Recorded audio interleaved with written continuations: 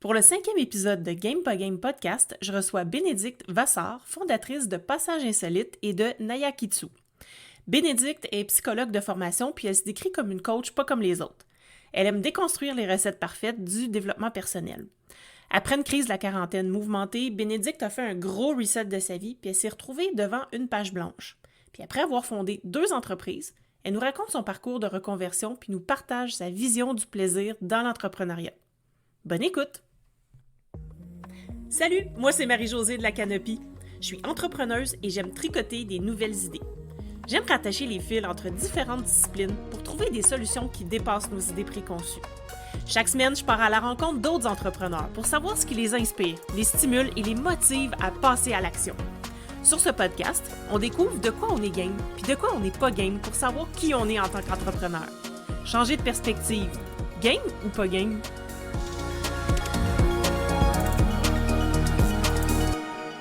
Salut Bénédicte, bienvenue sur l'épisode. Salut Marie-Josée, je suis très heureuse d'être là. Ben moi aussi, parce que en fait, on se connaît déjà depuis un petit bout de temps, donc on se parle souvent, mais ce qu'on va parler aujourd'hui, je ne connais rien de cette histoire, ou presque. En tout cas, je connais un petit peu, là, mais pas beaucoup. Ça m'intéresse vraiment d'en savoir plus sur ta façon de voir l'entrepreneuriat aujourd'hui, puis un peu, c'est quoi tes projets aussi là, en lien avec tes 2 entreprises, parce que tu as 2 entreprises.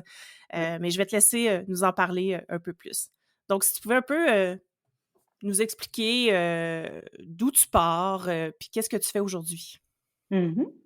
Alors, je vais essayer de faire vite parce que c'est un peu, il y a des étapes différentes.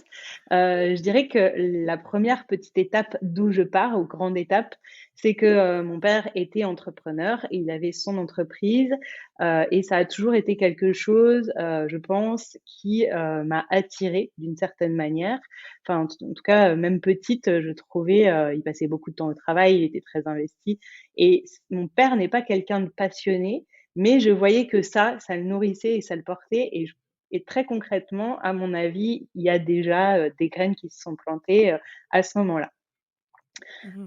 Ensuite, je te dirais que le deuxième un peu pilier, c'est mes études qui ont été pour moi une vraie révélation, et c'est peut-être pas le premier vrai choix, mais un des premiers gros choix que j'ai fait dans ma vie, que je me suis autorisée alors que j'étais une très bonne élève et que les très bons élèves, on les envoie en section scientifique.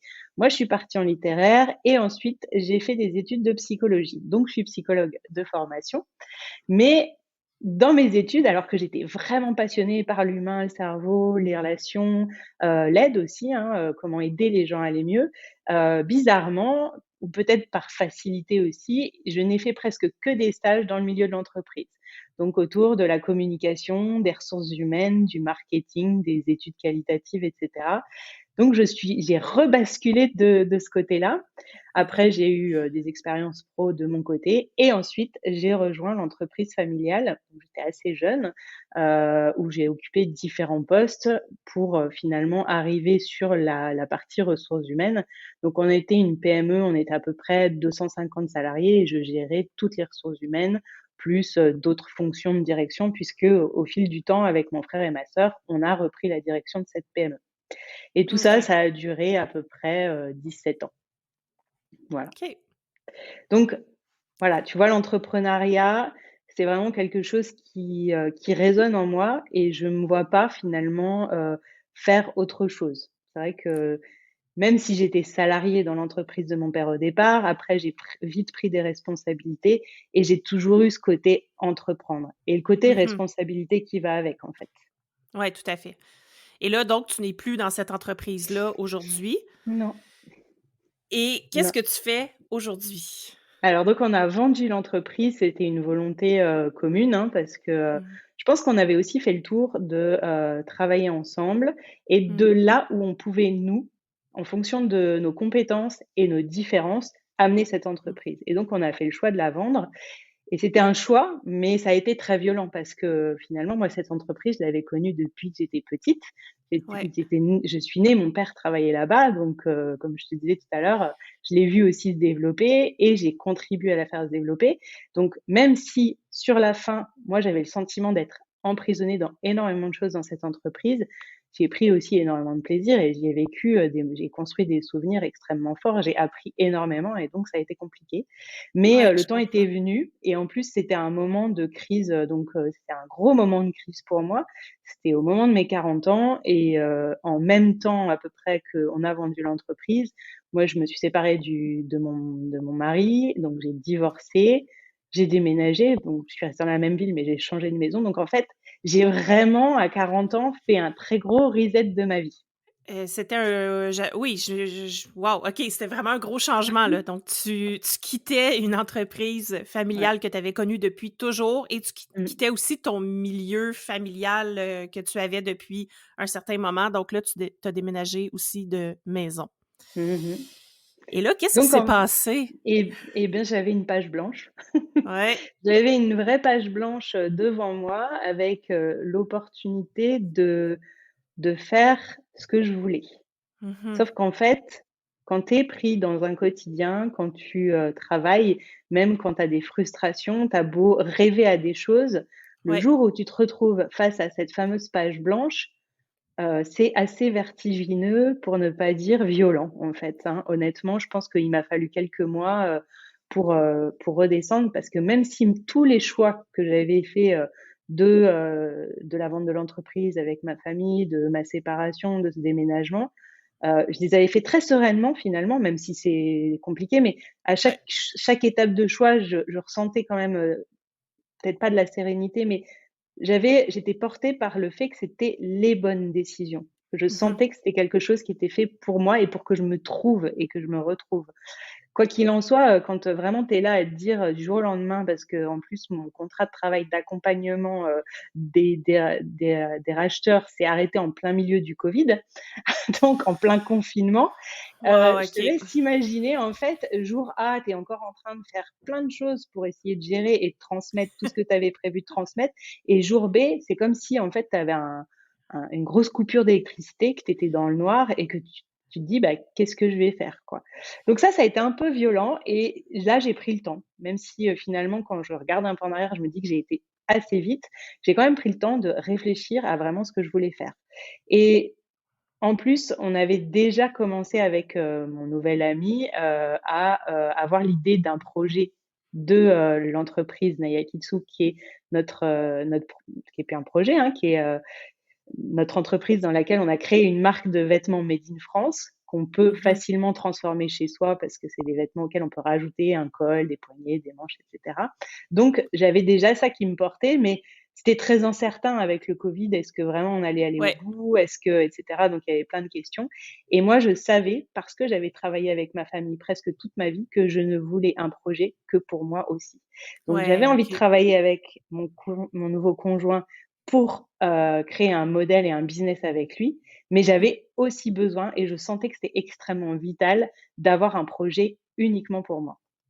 OK, donc c'est pour ça, en fait, les 2 entreprises, qui cohabitent, là. Ouais, je crois il y a déjà ça, c'est une raison de ces 2 entreprises qui cohabitent et puis, c'est vrai que quand, j'ai commencé à réfléchir à ce que j'allais faire après, alors que je travaillais encore dans l'entreprise, ce côté, psychologie, heu, Ouais. autour de l'humain était quelque chose qui vraiment me manquait. J'ai vraiment pris tellement de plaisir dans mes études à étudier ça, qu'il y avait une certaine évidence à retourner à ça.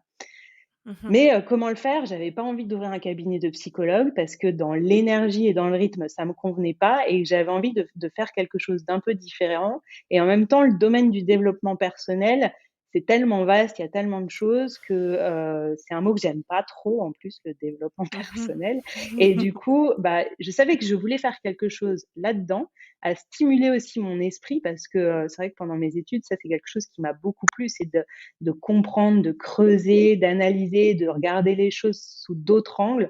Ça, c'est toujours quelque chose qui m'a passionnée et je savais que je voulais ça dans ma vie pro et dans mes projets. Et je savais que Nayakitsu, pour le coup, ne m'apporterait peut-être pas ça au degré que j'espérais. En Mmh. revanche, ce que Nayakitsu m'apporte et m'apportait, dans ma tête à ce moment-là, c'était le côté hyper créatif et le côté concret avec un vrai produit tangible qu'on peut, toucher et qu'on peut, montrer et qui est quête du sens, dans les 2 sens du terme d'ailleurs, Mmh. le sensoriel et le sens, parce qu'il y a plein de valeurs qu'on a mis derrière ce projet-là. Donc au final, les 2 projets, je les ai construits en parallèle et en synchronicité, on va dire, parce que Mmh. c'est vraiment à partir du moment où j'ai pu être libre que j'ai beaucoup, creusé les concepts, travaillé les idées, ouais, vraiment creuser les choses et c'est drôle parce que finalement les 2 projets se répondent et intuitivement, je savais que j'allais avoir besoin de ces 2 côtés très différents, un beaucoup plus dans la tête et orienté vers l'humain et un autre, vers, la matière, le tissu et la créativité pour me nourrir moi et nourrir mes besoins, d'épanouissement pro, quoi. Mmh. Ah, c'est super intéressant. Puis, je sais qu'on a déjà parlé ensemble là, de la notion de plaisir. Puis je sais Mmh. que toi, en fait, tout part de là. Est-ce que tu peux m'en dire un peu plus là-dessus? Parce que en fait, moi aussi, c'est ça, là. Si j'ai pas de plaisir Mmh. à faire quoi que ce soit, je mets de côté. Puis comme c'est mon entreprise, ben, c'est moi qui décide. Mais comment t'abordes ça? Je crois que ça, c'est quelque chose qui a été une évidence au moment Mhm, où j'étais face à cette fameuse page blanche et je crois que l'une des premières choses qui est venue, c'était que moi, je voulais avoir du plaisir et presque m'amuser dans ces 2 projets et dans ces mhm, 2 business. Alors, je vis pas dans le monde de oui, oui, hein, je sais très bien que clairement, dans des business, en ayant géré une société, je sais qu'on a des problèmes, je sais qu'il y a des challenges, qu'il faut, faire certaines tâches qui nous plaisent pas du tout et moi, je mhm, sais exactement ce qui me plaît et ce qui me plaît moins bien et je savais qu'en créant 2 business, bah, je me créais 2 fois plus de potentiels, trucs pas drôles. Mais oui, je savais que, justement, en venant nourrir ce côté créatif et stimuler mon cerveau et ben, j'avais plein de chances de prendre beaucoup de plaisir dans ce que je faisais et mhm, je me suis dit, le plaisir et l'amusement, c'est vraiment quelque chose de fondamental et d'ailleurs, il y a un côté ludique dans nos vêtements parce que ça, c'est sûr que recréer son vêtement chez soi, il y a un côté ludique et moi, ouais. j'ai très envie d'amener dans Passage Insolite, je crois qu'on n'a pas encore dit le nom, qui est mon Non? Ouais. projet, enfin pas mon projet, mais mon business d'accompagnement, des femmes sur les périodes un peu de transition ou de changement ou pour les aider à devenir qui elles sont. Heu, Clairement, en fait, c'était ça. Je savais qu'il y avait des choses de plaisir et je veux amener du ludique là-dedans, de la légèreté. Donc ça a été un peu le fil conducteur et ce qui est très drôle, c'est que dans la construction des 2 projets, ils se sont vraiment répondus et ils se sont vraiment nourris. Et quand je te dis: «Deviens qui tu es», cette, phrase-là, c'est un peu le mantra et le leitmotiv des 2 structures. «Deviens qui tu es», on l'a brodé sur les t-shirts de Naya Kitsu et «Deviens qui tu es», pourtant, c'était une phrase que j'avais en tête à chaque fois que je pensais à Passage Insolite. Mhm, Moi, je le dis souvent dans mes publis ou dans mes newsletters, je crois pas à la meilleure version de nous-mêmes, je crois pas qu'elle existe. Je pense qu'on mhm, a plein de versions de nous qui cohabitent, du passé, du présent et même dans le présent, il y a plein de petites versions différentes qui sont déjà en train de se transformer et je trouve que c'est très frustrant de se dire, «Oui, il y a toujours mieux, il y a toujours mieux». Bien sûr que dans l'idée du développement personnel, on veut s'améliorer, on veut, créer plus de bien-être et cetera ou d'épanouissement. Mais en fait, moi je crois surtout qu'on a beaucoup de clés en nous pour être pleinement qui on est et que c'est déjà un vrai travail en tant que tel d'accepter qui on est et de le vivre pleinement, quoi. Donc ça a été ces 2 choses et ça peut être lourd, hein, des fois. Moi je l'ai vécu parce que traverser cette page blanche, c'était aussi devenir qui j'étais. mhm. Parce que, tu vois, cette notion de plaisir, je pense qu'au fil des années dans l'entreprise, familiale, elle s'est beaucoup, dissoute et ça a été quelque chose de très, très difficile parce que, j'ai un caractère, pas enfin, assez ouvert, assez libre et parfois les codes de l'entreprise, surtout Mhm. qu'on était dans le milieu du transport, donc avec énormément de Ouais. réglementations et donc beaucoup de choses passionnantes, mais aussi beaucoup de choses très, enfermantes, je dirais. Mhm, Je crois que mhm, je m'étiolais beaucoup et le fait que je travaille avec ma famille, beh, tu vois, en fait, tu restes la fille d'eux, la sœur d'eux et c'est difficile de prendre ta place.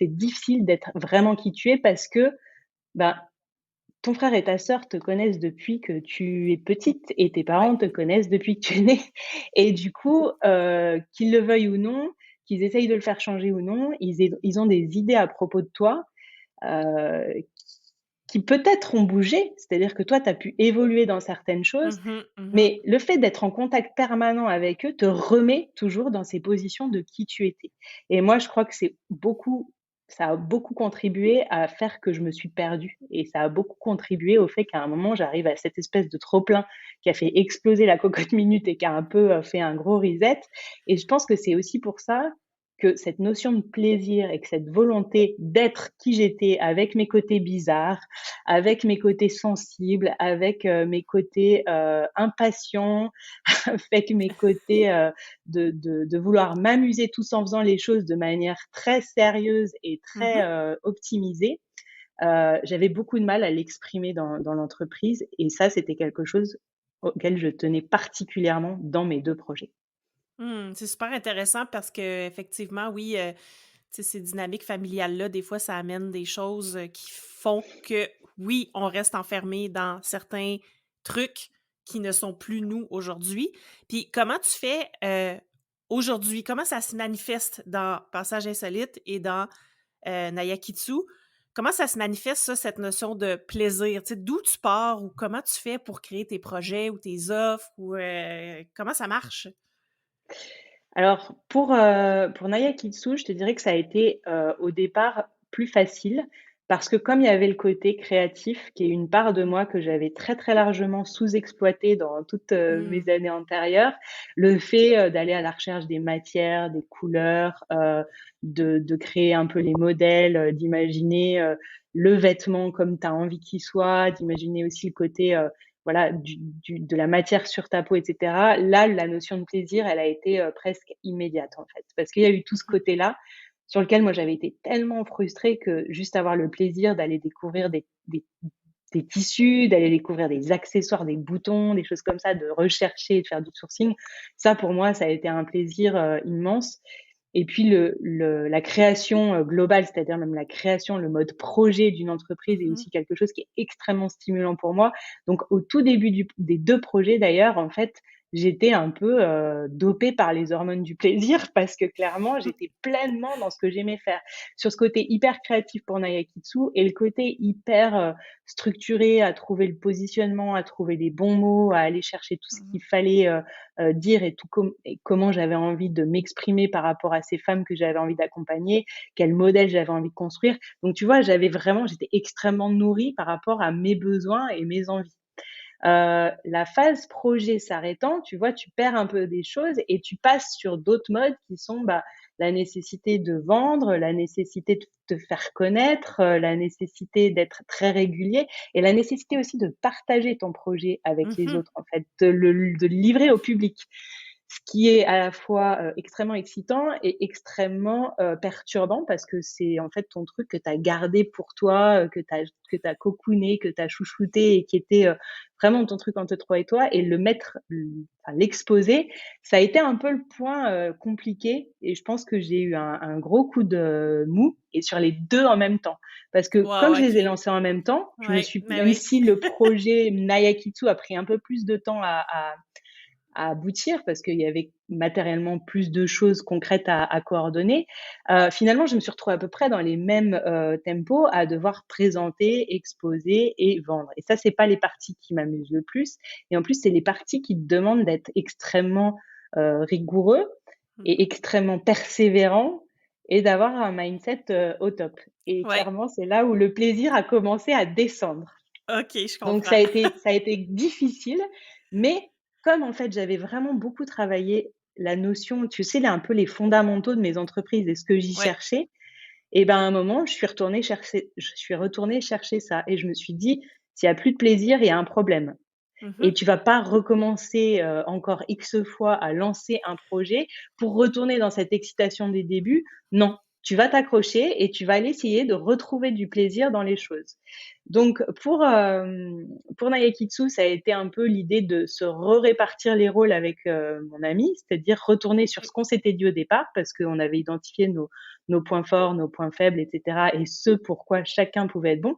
Donc arrêter de se marcher un peu sur les pieds et repartir dans nos fondamentaux. Et c'est vrai que du coup, là, j'ai un peu remis une espèce d'armure et de barrière en disant, bah non, ça je veux pas, ça je veux pas, ça je veux pas, parce qu'aujourd'hui, je veux prendre du plaisir et que j'en prends moins par rapport aux tâches, mais j'en prends moins parce que ensemble, bah, on a remélangé un peu les rôles et que du coup, c'est un peu conflictuel et c'est pas drôle. Donc en fait, j'ai remis des barrières fortes parce que c'est nécessaire en me disant, le plaisir, je veux qu'il revienne. Mhm. Et pour Passage insolite, eh ben, c'est pas du tout pour te faire plaisir, mais honnêtement, la petite étincelle est revenue quand on s'est rencontrés et qu'on a travaillé ensemble et que j'ai vraiment compris que ce que je cherchais et ce sur quoi je tournais en rond depuis un moment par rapport à mes offres, c'était ce fameux côté ludique, ce côté un peu piquant en termes d'intérêt, de curiosité et de vivacité. Et quand on a travaillé ensemble sur les offres des labs que j'ai lancées, ça m'a refilé une pêche dingue, en fait. Hmm. Oui, puis je me souviens que tu me l'avais dit, en fait, que tu avais tous les ingrédients, mais que tu savais pas comment faire la recette, en fait, avec comment les allier pour faire la recette qui te ressemble, qui est la tienne, puis qui va faire que tu vas avoir du plaisir ben, en fait, je pense que tu as eu du plaisir à les créer, ces ateliers-là, là, ces mini-labs. Ouais. D'ailleurs, qui sont toujours disponibles aujourd'hui, là, mais on pourra Il en y en a reparler un à de la fin. dispo. Qui est déjà, ouais, il y en a Ouais. un qui est déjà disponible. Donc, moi, j'aime ça, l'idée de retrouver du plaisir dans ce qu'on Mm. fait parce qu'évidemment, puis effectivement, quand on est en entreprise, des fois, on peut avoir des baisses de motivation.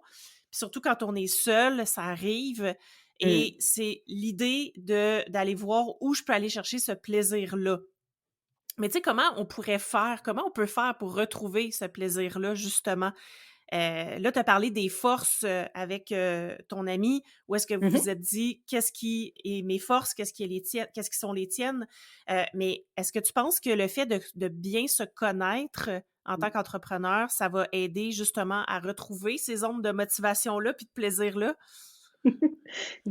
Marie-Josée, si tu me poses cette question, enfin, voilà, non, se connaître pour moi, c'est vraiment l'axe fondamental de tout. Je pense que c'est ce qui t'aide à réussir tes relations de couple, tes relations amicales, ta vie Mm. sociale et du coup, forcément aussi ton ou ta business, comme vous dites Ouais, chez ouais, vous. ouais. C'est vrai que honnêtement, très concrètement, tu vois, ce que je t'ai dit, c'est que à un moment, quand moi j'ai senti que j'étais en train de me perdre, enfin perdre mon énergie et ma motivation pour mes 2 projets et que c'est difficile parce que quand tu les as portés pendant 1 an et demi, 2 ans et que là tu te Ouais. dis, que tu es en train de te demander si vraiment tu as envie de continuer, si vraiment ça en vaut la peine, c'est quand même, un crève-cœur, quoi. Et le fait d'avoir posé comme fondamentaux cette idée de prendre du plaisir, non seulement de prendre du plaisir, mais de m'amuser et presque de l'avoir écrit, de l'avoir visionné et de l'avoir tellement travaillé et tellement trouvé comme quelque chose, comme un vrai pilier sur lequel, c'était fondé et ben, en fait, c'était comme si je ne le faisais pas, je me trahissais, en fait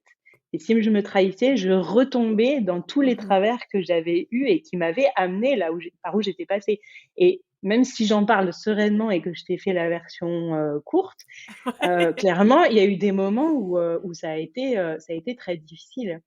Donc voilà, savoir effectivement ce sur quoi on pose les bases de son entreprise, à la fois en termes de ce qui nous fait envie en termes de métier, mais ce qui nous fait envie aussi en termes de modèle, c'est-à-dire comment on Mhm. l'inscrit aussi dans notre Mhm. vie.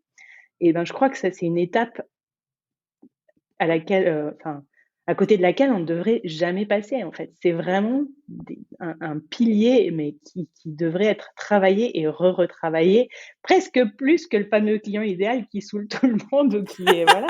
Mais clairement, pourtant c'est important, mais en fait, Oui, comme on travaille son client idéal, on devrait travailler son modèle d'entrepreneuriat idéal. Parce voilà. que honnêtement, c'est quelque chose sur lequel après, on va pouvoir venir se reposer. Et cette notion de plaisir, ce que je voulais te dire aussi, et ça va peut-être sembler un peu contradictoire, mais à un moment, c'est de se dire, moi, je veux prendre du plaisir dans mon business, et ben de temps en temps, aller rechercher ce plaisir et cet amusement, c'est pas forcément plaisant.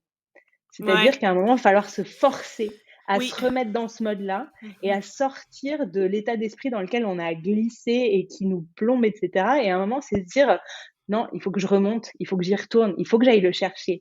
Le plaisir, il est pas dispo, tu sais, tu as pas un bouton sur lequel tu appuies et qui dit, ding ding. Enfin voilà, on peut trouver des petits tricks, hein, qui vont faire que oui, on va se déclencher, un peu de dopamine, et cetera.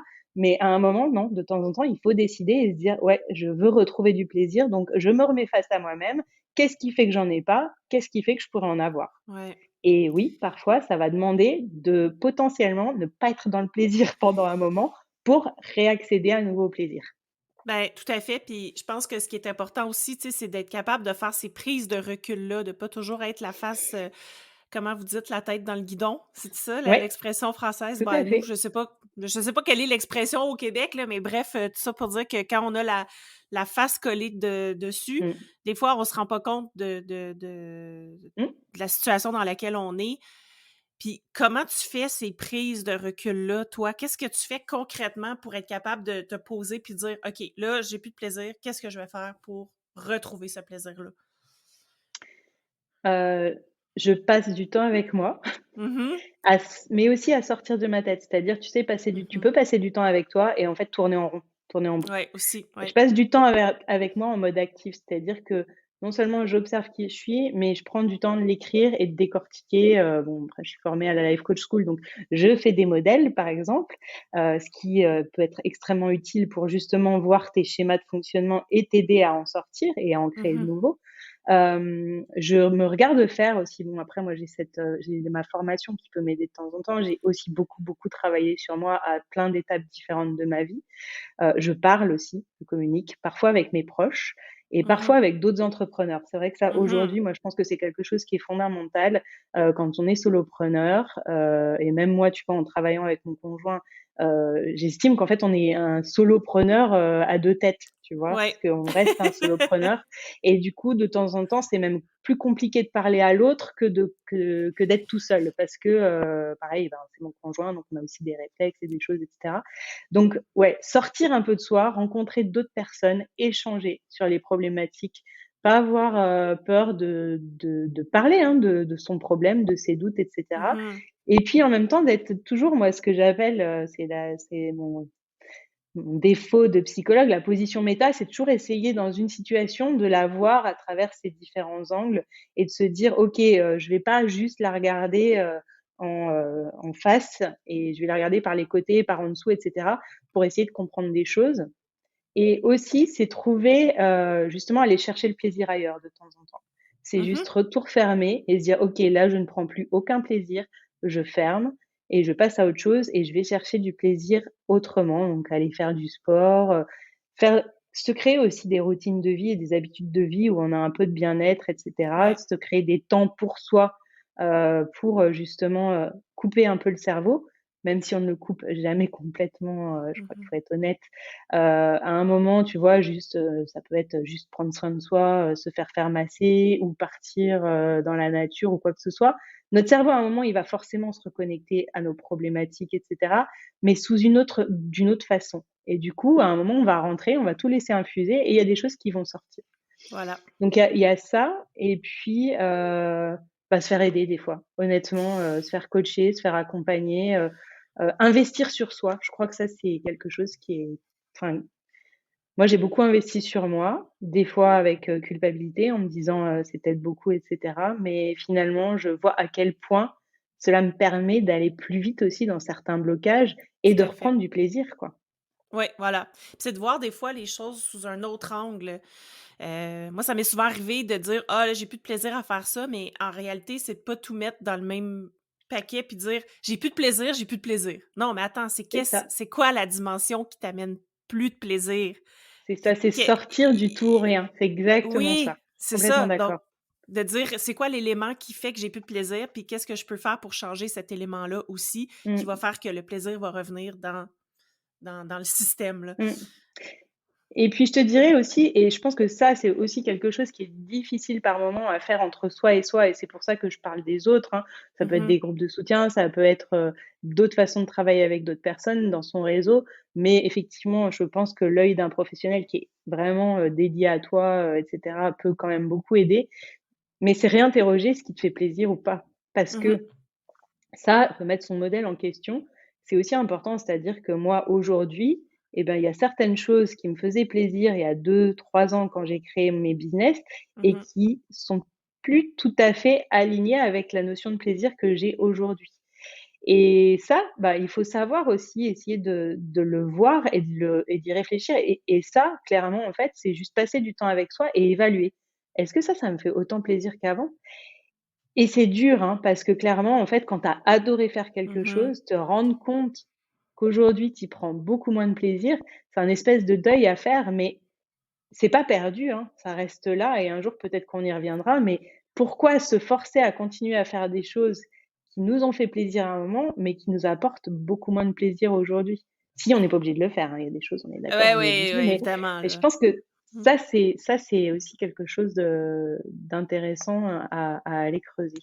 Fait que ce que je comprends, en fait, c'est que il faut qu'on apprenne aussi à faire évoluer notre business en même temps que nous, parce que Ouais. nous, on évolue, puis de toujours se re-questionner à savoir est-ce que ça correspond toujours à ce que j'aime aujourd'hui, puis et évidemment, c'est pas perdu parce que pour moi, en fait, en business, c'est que si tu étais pas passé par telle étape, tu serais pas rendu là où tu es aujourd'hui. Exactement. Donc cette étape-là t'a servi à quelque chose. Mmh. Puis tu peux toujours recapitaliser là-dessus, même si c'est sous une autre forme, là. Fait que c'est Mmh mh. pas, obligatoire que ce soit exactement la même chose, mais je comprends des fois que oui, ça peut être un genre, un petit deuil à faire, Mmh. de transition. En fait, c'est comme tu disais, les Exactement. transitions. Beh, et c'est là où je te disais que j'en reviens à cette notion de sortir de notre zone de confort et de ne pas être dans le plaisir parce que clairement, par moment et ben, c'est vrai qu'on doit Mmh. sortir du plaisir pour accepter de le re enfin, faut accepter de sortir du plaisir pour le retrouver.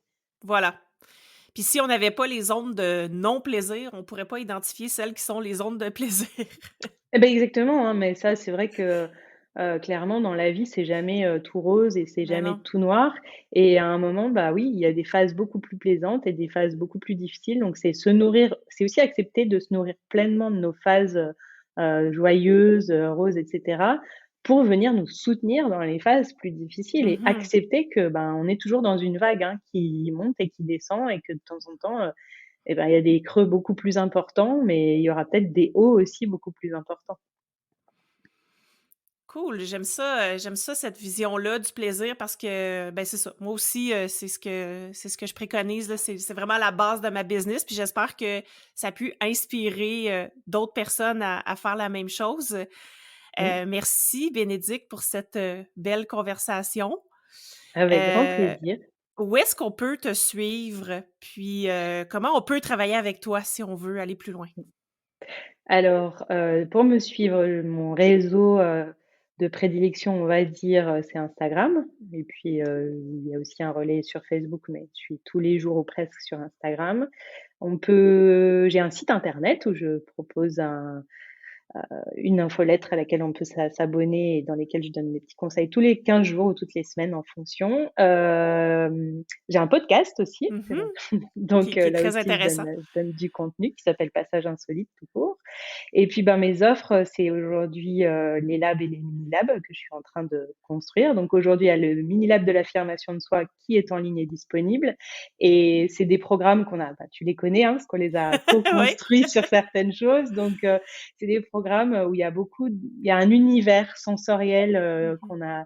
que j'ai cherché à développer parce que c'est important pour moi qu'on ait un espèce de cocon dans lequel on se sente bien pour vraiment réussir à grandir et l'idée, c'est que les gens travaillent en autonomie, mais qu'ils aient le sentiment que je suis quand même avec eux. Et on a trouvé tout un tas de choses pour qu'ils aient ce sentiment-là.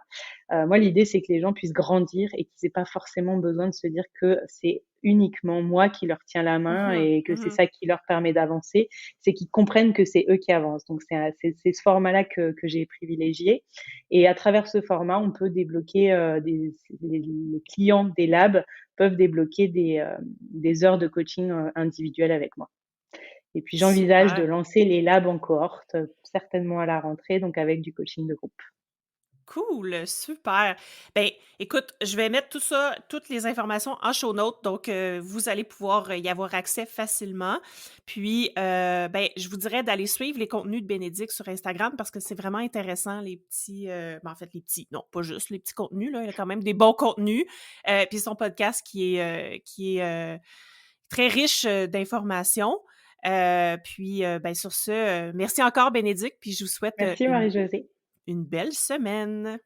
À très Bye! vite. Au revoir. Si tu as aimé ce que tu viens d'entendre, aide-moi à faire connaître le podcast.